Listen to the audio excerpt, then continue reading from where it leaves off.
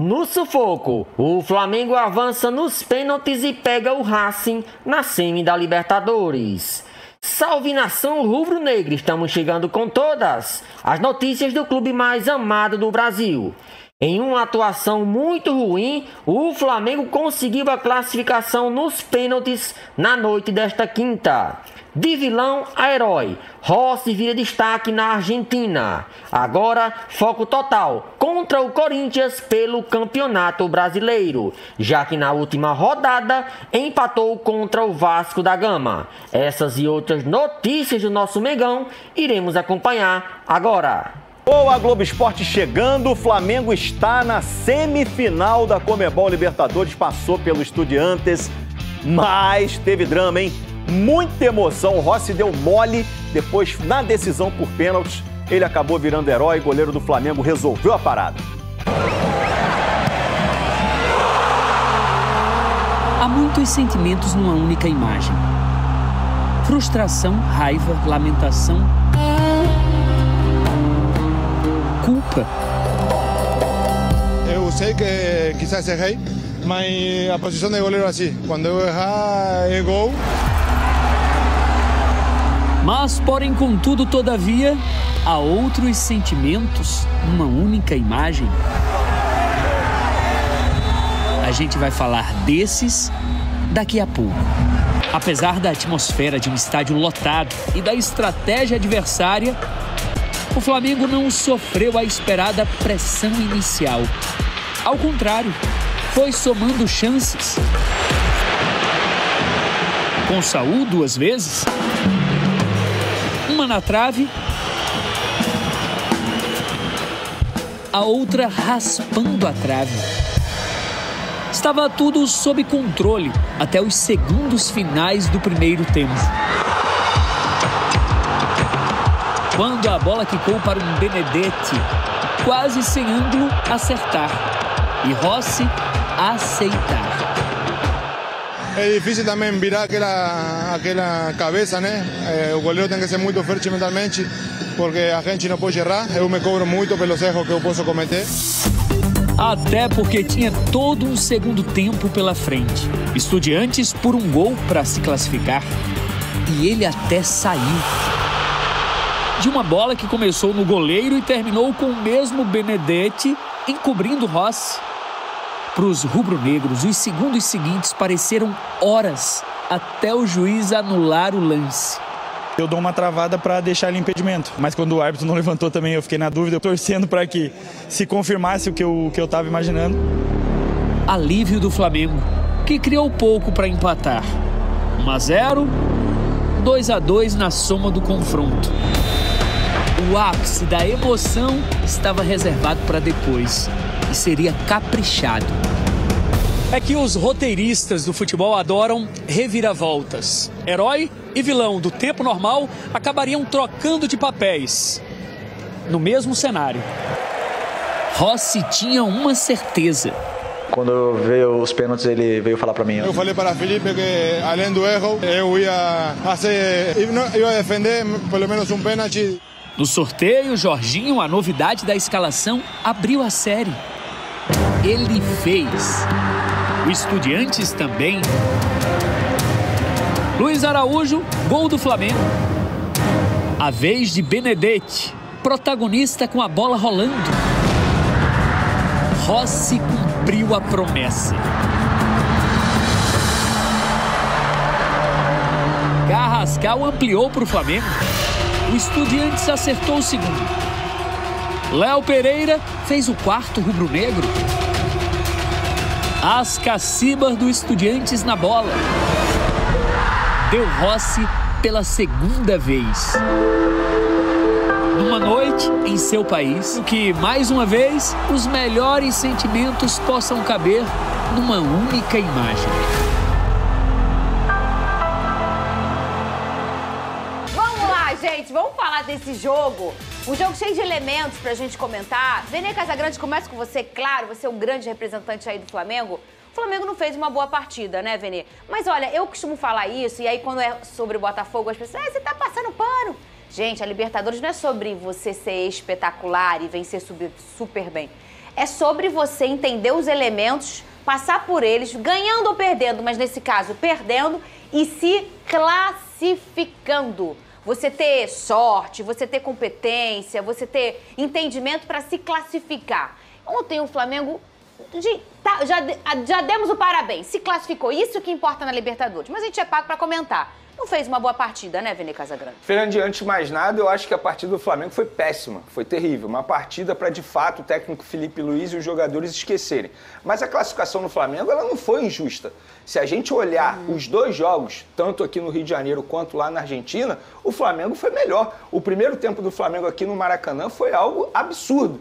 Foi um dos melhores primeiros tempos da temporada do Flamengo. Então a classificação no Flamengo ela não foi injusta. Pelo contrário, ela foi justa. Só que ela foi muito mais sofrida que aquilo que o torcedor estava imaginando e que até eu mesmo estava imaginando. Eu não esperava que o Flamengo fosse classificar dessa maneira, mas classificou. Isso é importante. A boa notícia é essa. O Flamengo está numa semifinal de Libertadores da América. Agora, analisando o jogo, de fato, foi um jogo que não deu nada certo. Nem para o Felipe Luiz e nem para a grande maioria dos jogadores que estiveram em campo.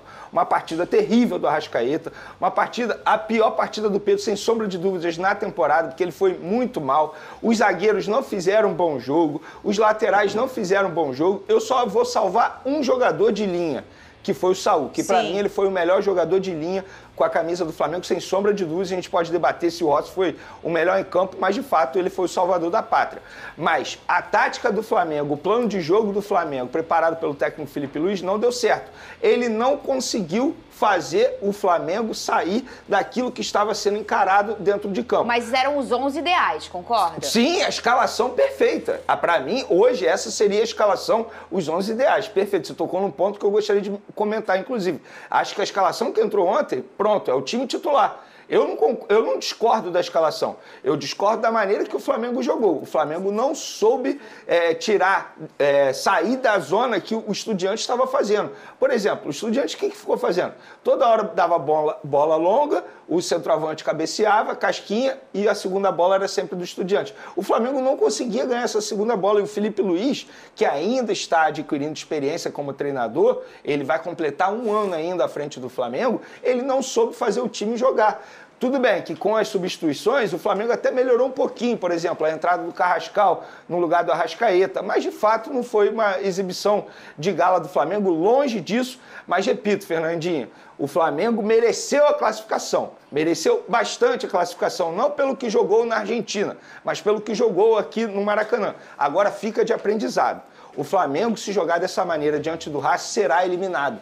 Porque o Racing é um time muito melhor que a equipe do Estudiantes. Muito melhor mesmo, em todos os sentidos, fisicamente falando. Mas o jogo é só daqui a um mês. Até lá, muita coisa vai acontecer. Eu espero que o Flamengo e o Felipe Luiz tirem proveito e aprendizado do que aconteceu ontem na Argentina. Porque Libertadores é diferente.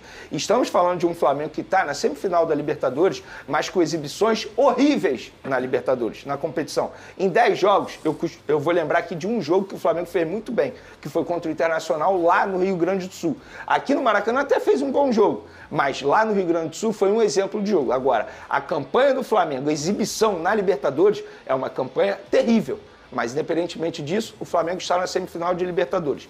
E tire proveito, tire aprendizado do que aconteceu ontem diante do Estudiantes. Porque Libertadores é uma competição que você precisa ficar ligado do primeiro segundo até o último segundo. O Estudiantes mostrou isso.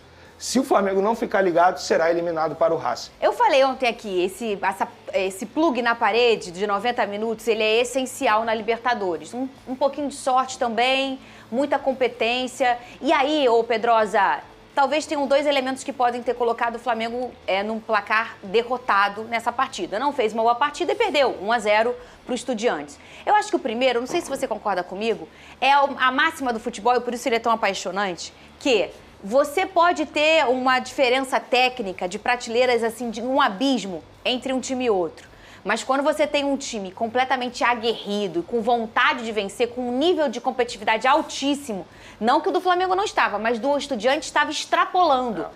É um ponto. Os Estudiantes ontem, até o último minuto, eles estavam rasgando tudo aqui na grande área do Flamengo. O Flamengo teve oportunidade, mas o Estudiantes estava rasgando tudo. Você via que, tecnicamente, eles são inferiores, mas eles jogaram com o coração na ponta da chuteira.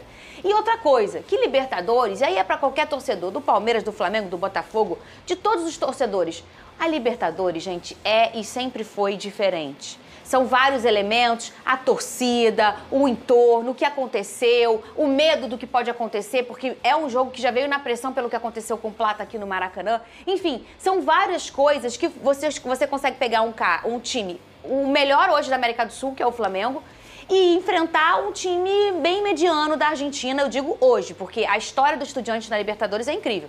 Mas hoje, e você ter o Flamengo derrotado, Pedrosa. Não, eu acho que ontem, se a gente for olhar o contexto do jogo e plano de jogo, o Estudiantes foi muito superior ao plano de jogo do Felipe Luiz. Mesmo com o Flamengo considerado titular, jogadores de seleção, isso é indiscutível. Mas, tecnicamente, eu acho que o Flamengo é bem superior.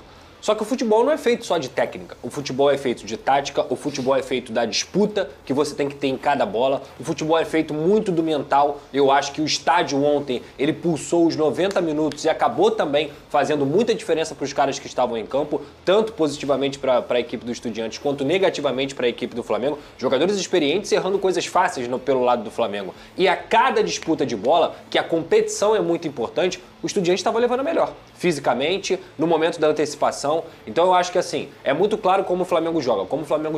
Linha alta, posse de bola, muita tranquilidade para poder trabalhar, bola no Samuel Lino para poder muitas vezes conseguir atrair o seu adversário e achar o Arrascaeta e o Pedro lá na frente, e lá na direita você tem o Plata também, que é o cara mais incisivo para buscar esse drible. Mas ontem, o que a gente pôde ver é que do meio campo do Flamengo, apenas o Saúl, como muito bem destacou o Vene, estava conseguindo jogar. Estava não sentindo o jogo, pegando a bola e tendo tranquilidade para poder jogar. O Samuel Lino participou bastante também, mas a participação dele não era o suficiente para levar o Flamengo a chegar perto do gol. Então o que o Estudiantes fez? Opa, o Flamengo joga em linha alta. Eu tenho um centroavante que ele é muito bom na bola aérea. Então eu vou utilizar toda hora o lançamento para esse cara, porque eu vou colocar os pontas para tentarem ganhar a segunda bola. E foi assim que aconteceu. O Carrillo ontem, o camisa 9 do Estudiantes, ele ganhou todas as bolas. Todas do Léo Pereira e do Léo Ortiz. Todas, exclusivamente todas. Por quê? Porque o estilo de jogo do Estudiantes era: vamos competir, vamos recuperar a bola, lançar no camisa 9 e tentar trazer alguém que é mais veloz pelos lados para poder conseguir afetar o Flamengo. E eles conseguiram. Olha como é que saiu o gol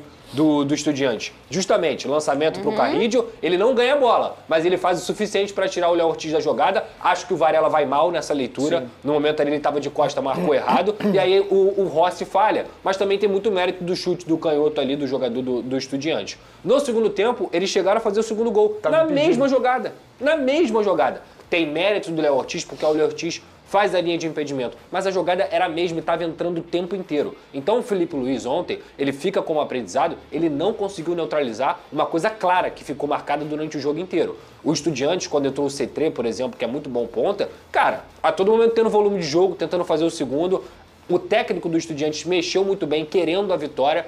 Dito tudo isso, Fernanda, a gente tem que deixar claro aqui, como o Vene trouxe, que a Libertadores do Flamengo, em desempenho, é muito abaixo do esperado. Para o time que tem, se você for olhar a fase de grupos, o Flamengo só está sofrendo isso aí porque está decidindo jogos fora de casa.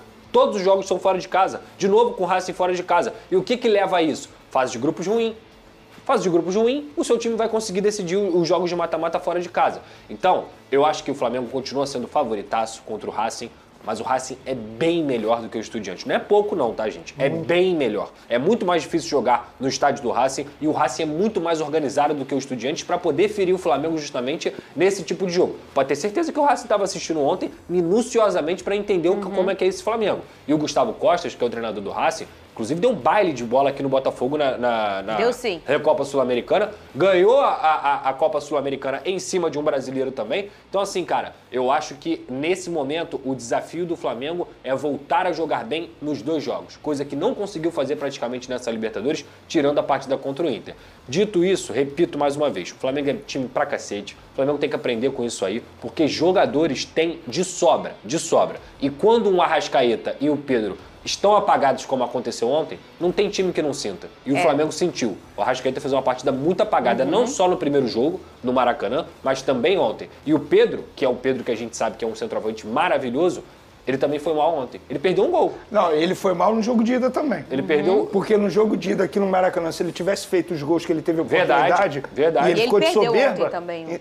a história seria totalmente diferente. Mas é incomum, né? É algo incomum. São dois jogadores extremamente experientes e com uma regularidade e mais. A gente fala dessa questão da Libertadores e o quanto pode assustar os jogadores, a torcida.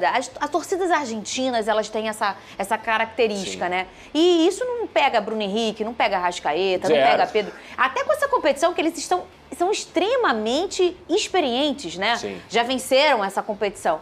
Mas às vezes acontece, às vezes você não tá num dia legal. E eles realmente ontem tiveram bem abaixo. Eu não sei se vocês viram a fala do Saúl depois do jogo em relação à torcida, ao que ele tá achando de jogar uma Libertadores, que ele falou que é muito precioso. Claro. Até mesmo sendo a torcida rival, o comportamento do torcedor na Libertadores. E talvez dele ter virado a chave na experiência que o Saúl tem, e é um jogador, para quem não sabe, ele é espanhol, então nunca participou de uma Libertadores. A experiência que ele tem como um jogador profissional e transformar um caldeirão ali numa coisa para ele desfrutar pode fazer toda a diferença. Porque ontem, na minha opinião, você olhando o jogo, ele foi o único que não sentiu aquela pressão. Ele foi, na minha opinião, o único que jogou bem. Além dele, depois da fase final, teve um cara que virou o herói, Vini Casagrande. Mas, Fernandinho, foi o Rossi. Eu nem acho que os jogadores sentiram a pressão, assim, de verdade. Por exemplo, vamos pegar aqui o jogo do Jorginho. O Jorginho, sem sombra de dúvida, fez a pior atuação dele com a camisa do Flamengo. Eu acho que ele sentiu muito mais a falta do ritmo de jogo. Porque ele errou passes ontem, assim, que a gente não vê o Jorginho errando. Sim. Ele errou uns 5 passes acho ali que eu falei cada um assim... com a sua justificativa. Um vai ter sentido, o outro vai ser uma questão física, o outro às vezes não estava num bom dia, o outro não vem de uma boa sequência. E são de vários fato, elementos, ontem, né? sim, nada deu certo pro Flamengo, coletivamente falando, individualmente falando. Por exemplo, o Arrascaeta fez uma péssima partida. Sim. Mas a única oportunidade que ele participou, o Flamengo chegou com perigo. Por quê? Isso mostra a importância do Arrascaeta. Ele é o diferente. E se ele não estiver bem, dificilmente o meio de campo do Flamengo vai conseguir performar. E ele não estava bem, Jorginho não estava bem. O único que estava bem era o Saúl. Ficou muito difícil. E o Estudiantes estudou, brincadeiras à parte, estudou muito a equipe do Flamengo. Antes. Porque a forma como eles neutralizaram o Plata e o Samuel Lino mostrou isso muito bem. Total. Porque o Plata não conseguia ajudar no setor ofensivo e era um jogador extremamente importante. Eram 2 ali. Ficava um marcando e um na sobra. E na linha, sem conseguir... Toda hora o Estudiantes também saía na marcação individual, na caçada individual, justamente para não deixar o Flamengo ficar muito com a bola. Outro atleta que eu acho que entrou bem foi o Carrascal. Eu acho que o Carrascal deu outra lucidez para o meio-campo do Flamengo quando o jogo estava com pressão para cima do Estudiante. Ele entrou, conseguiu com a qualidade dele, deu um passe de letra. Ele também bateu muito bem o pênalti, tentou chutar de fora da área. Acho que é um jogador que deve ser mais utilizado porque tem muita qualidade. Algo que ficou nítido também ontem. O problema do Flamengo, o elenco do Flamengo é muito bom, tecnicamente falando. Sem sombra de dúvida, para mim, assim, hoje é o melhor do futebol sul-americano. Mas fisicamente falando, quando eu falo físico, não é questão de correr, de intensidade, é de combate mesmo. E o Estudiantes percebeu isso, porque a todo momento ganhava no combate. E de fato, os jogadores do Flamengo, eles não têm essa virtude de combate, fisicamente falando. Por exemplo, o Botafogo ano passado era um time extremamente forte, fisicamente falando, e o treinador sabia disso e tirava proveito disso. O Flamengo não é um time forte no combate. Vamos lá, quem é de combater ali? O Saúl não é, tecnicamente ele é acima, mas ele não é de combater. O Jorginho também não é. O Arrascaeta, muito menos. Então, assim, de fato... O que o Vene traz é na questão da intensidade e tem uma técnica mais fina, né? O Flamengo já tem essa questão da técnica mais fina, né? Jogadores refinado, mais técnicos, mas né? fisicamente, no combate, tanto é que o Pedrosa mencionou que o centroavante ganhou todas as bolas. Todas. Por que ganhou todas as bolas? Porque fisicamente é um time muito mais forte que o Flamengo. E digo mais, E explora isso. Eu acho que o fato do Flamengo ser tão dominante em praticamente 95% dos jogos que atua, faz com que o sistema defensivo do Flamengo não seja tão testado a ponto suficiente de você entender se esses caras conseguem se defender bem. Quando eu digo isso, gente, não é diminuindo o Léo Ortiz e o Léo Pereira. Eles são zagueiros extraordinários, titulares em 100% dos times do Brasil, sem dúvida alguma. Mas como o Flamengo controla tanto o jogo, esses caras não são toda hora testados com duelos. Como o Léo Ortiz, por exemplo, foi acostumado no Red Bull Bragantino. O Red Bull Bragantino não é um time que controla. Sim. Então ele era mais testado. Léo Pereira, a mesma coisa, era mais testado. Então o que eu vejo é que quando esses caras são testados constantemente, eles acabam não tendo o combate necessário que um zagueiro precisa ter. É uma coisa que eu percebo porque o Flamengo é um time de posse, um time de controle. E você se defende com a bola. Como que o Léo Ortiz e o Léo Pereira se defendem? Na minha opinião, eles são inteligentes. Eles são zagueiros... Eles se defendem sem a bola. Exato. Inclusive, são zagueiros ontem, que... foi o Léo Ortiz? Foi o Léo Ortiz que fez a linha de impedimento. Ele simplesmente, praticamente, ele segura a corrida dele para deixar o jogador do Estudiantes impedido. Gente, isso é muita inteligência. É muita coragem também, né? Mas ele sabia que talvez ele poderia pegar o cara daquele segundo. Porque a chance era essa. Exato. Quando você vai pro duelo físico, acontece o que aconteceu no gol. E você ele falou tomou uma trombada e caiu. Vamos lá, se a gente pegar os jogos que o Flamengo perdeu na temporada, o que tem em comum? O Flamengo não tinha o controle do jogo. Sim. Ou seja, quando o Flamengo não tem o controle do jogo, fica muito mais perto da derrota. E é isso que o Felipe Luiz precisa aprender. Sim. Ele precisa saber lidar com esse tipo de situação. É legal, ele tem um estilo de jogo, um padrão de jogo muito bacana. Mas quando isso não der certo, o que ele vai fazer? Vai perder? Não, ele precisa aprender com isso. E todo time tem uma pedra no sapato. E vai chegando nesse momento da temporada, os outros times vão começando a descobrir isso. Porque vai entrando em evidência um jogador ou outro, aí você coloca uma marcação mais em cima. A evidência, se a gente jogar com o Flamengo desse jeito, talvez essa é a pedra no sapato. E por isso que a gente traz a dificuldade que tem, por exemplo, no trabalho do Abel Ferreira.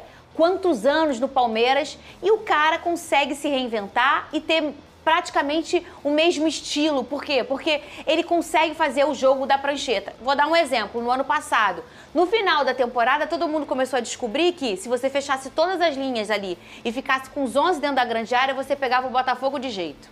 O Botafogo não conseguia furar essas barreiras de retranca, não conseguia vencer do Vitória, do Cuiabá, esses times que trabalhavam mais na retranca.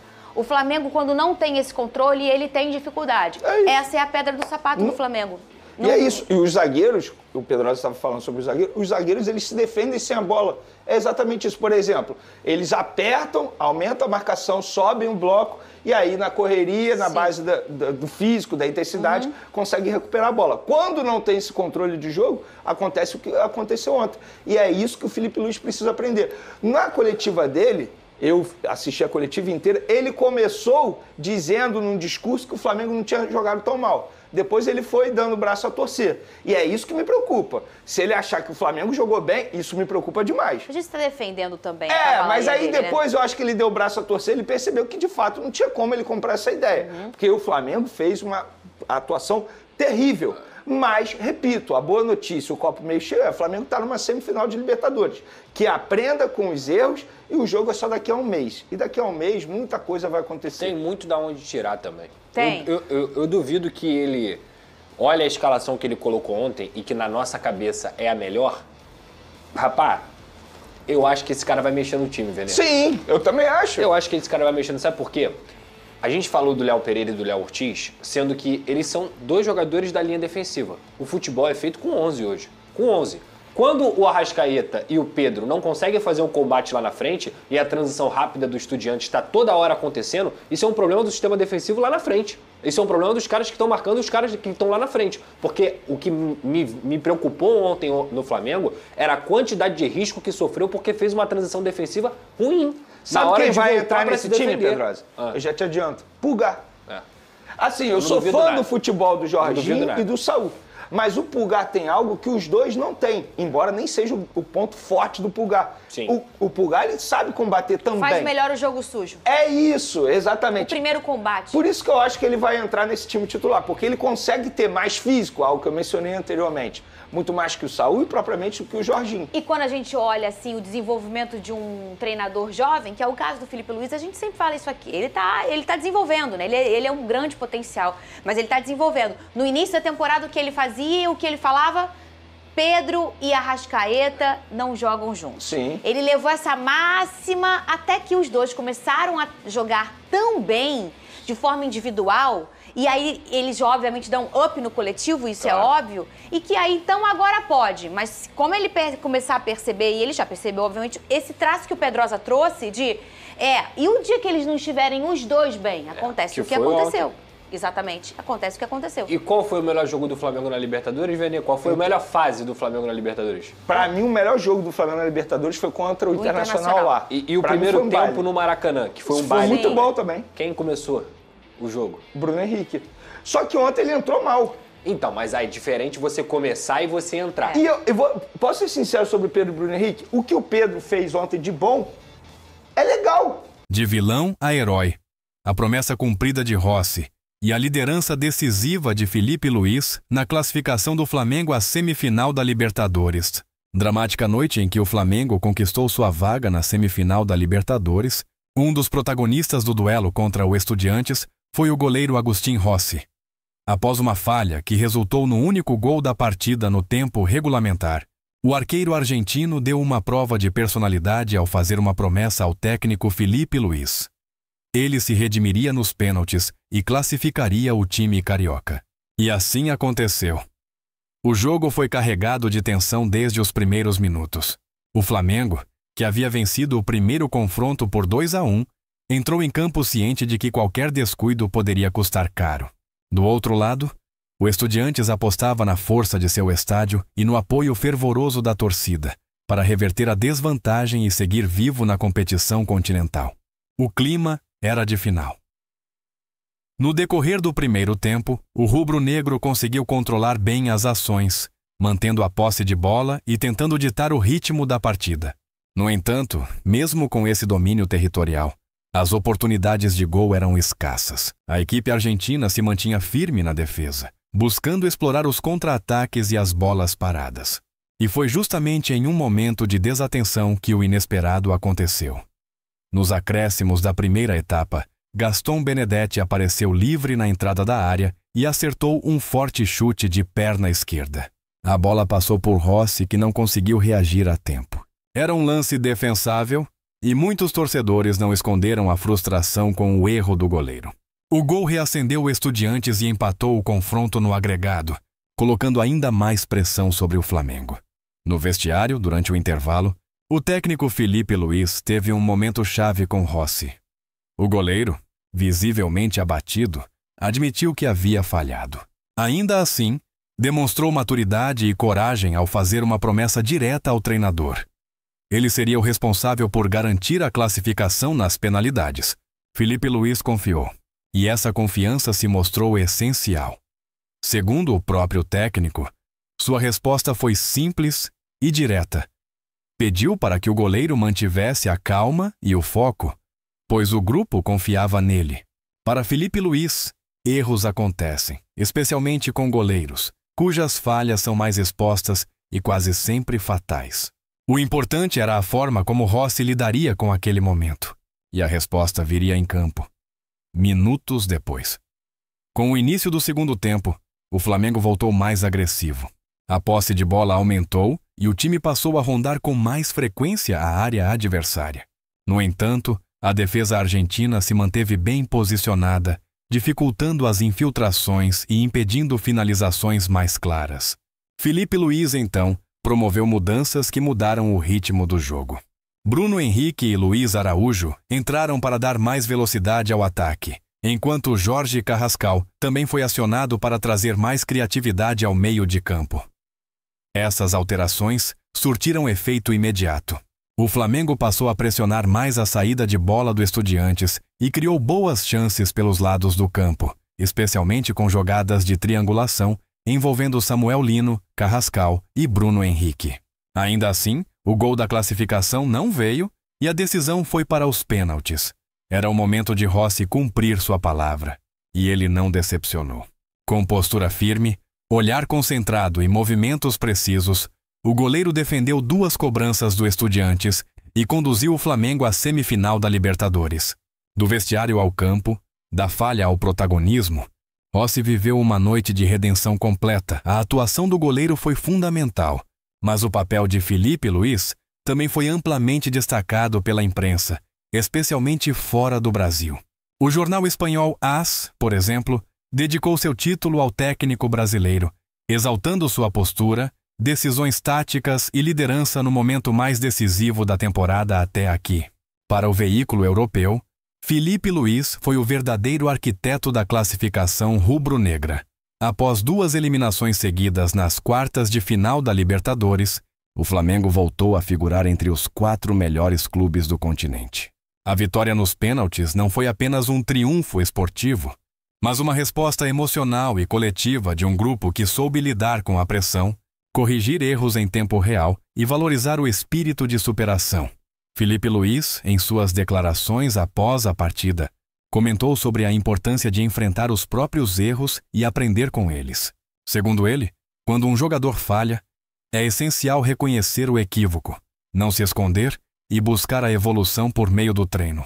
Essa filosofia que permeia seu trabalho à frente do Flamengo é também um reflexo da carreira que construiu como jogador, marcada por disciplina, inteligência tática e autoconsciência.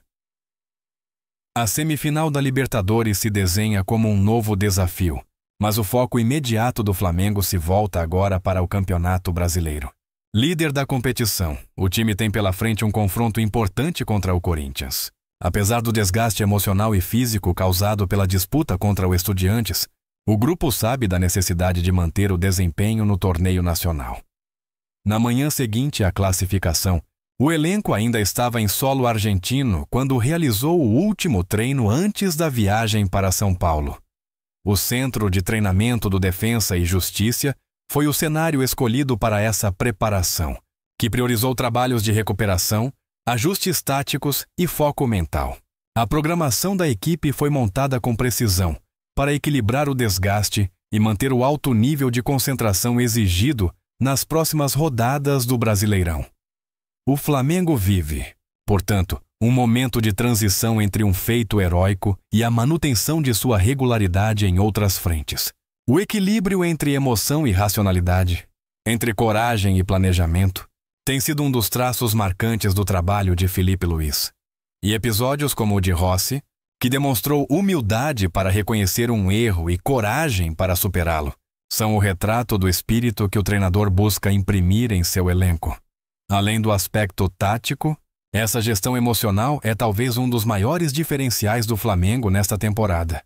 Jogadores experientes e jovens talentos convivem em um ambiente de cobrança equilibrada, onde a responsabilidade é compartilhada e os líderes exercem sua influência de maneira construtiva. A comissão técnica tem se mostrado capaz de lidar com a pressão das grandes decisões e de encontrar soluções mesmo em momentos adversos. No duelo contra o Estudiantes, por exemplo, o Flamengo não fez sua melhor partida tecnicamente, mas soube se adaptar às circunstâncias. O time teve inteligência para controlar os ânimos, paciência para esperar as brechas e resiliência para aguentar a pressão. A classificação foi resultado de um trabalho coletivo que vai além dos 90 minutos em campo. É fruto de planejamento, disciplina e comprometimento. Agora, com a vaga garantida entre os 4 melhores da América do Sul, o Flamengo segue firme na busca pelo título continental, ciente de que os desafios aumentarão. Mas com uma liderança sólida no banco de reservas, jogadores comprometidos em campo e uma torcida apaixonada, o clube carioca tem todos os ingredientes para seguir sonhando alto na temporada. A noite que começou com um erro do goleiro, terminou com uma defesa histórica e uma promessa cumprida. E em meio a isso, um treinador estreante em grandes competições internacionais mostrou que está pronto para conduzir o Flamengo a novos patamares. Foi mais do que uma classificação. Foi uma lição de superação, confiança e liderança.